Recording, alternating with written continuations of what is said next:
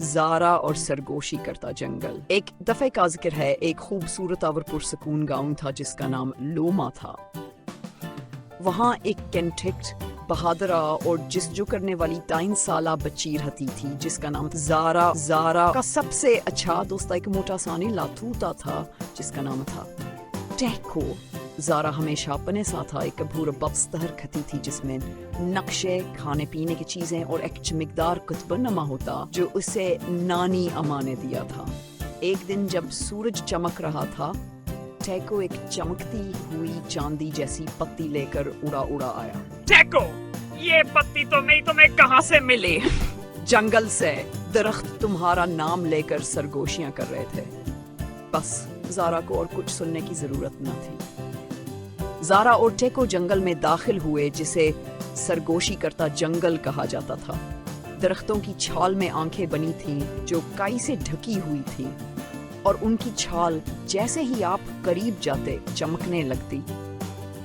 ایک جگمگاتی تتلی ان کے آگے اڑ رہی تھی اور چمکتے ہوئے زرات کی لکیر چھوڑ رہی تھی۔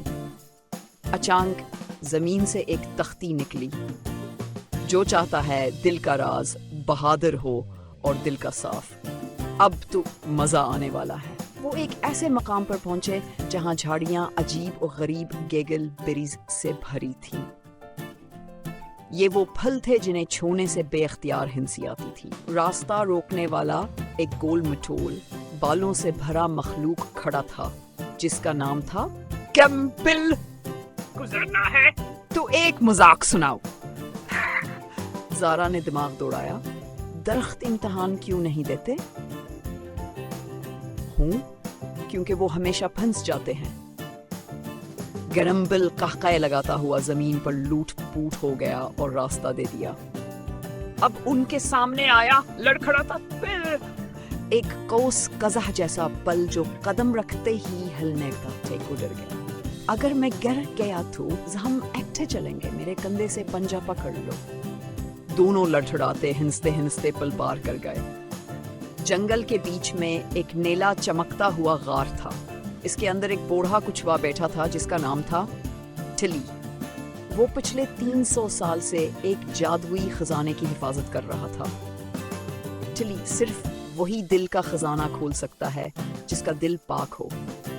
زارا آگے بڑھی، اپنا قطب نما ایک پتھر پر رکھا اور بولی، میں وعدہ کرتی ہوں کہ قدرت کی حفاظت کروں گی۔ ایک خفیہ دروازہ کھل گیا۔ دروازے کے پیچھے ایک بہت بڑا چمکتا ہوا دل نما کرسٹل تھا۔ جیسے ہی زارا نے اسے چھوا، پورا جنگل رنگوں سے جگمگا اٹھا، پرندے گانے لگے اور جانور خوشی سے اچھلنے لگے۔ تم نے خود کو خود ثابت کر دیا بچی، جنگل اب تمہیں اپنا نگہبان مانتا ہے۔ زارا اور ٹیکو گاؤں واپس لوٹے، صرف مہم جو نہیں بلکہ سچے ہیرو بن کر۔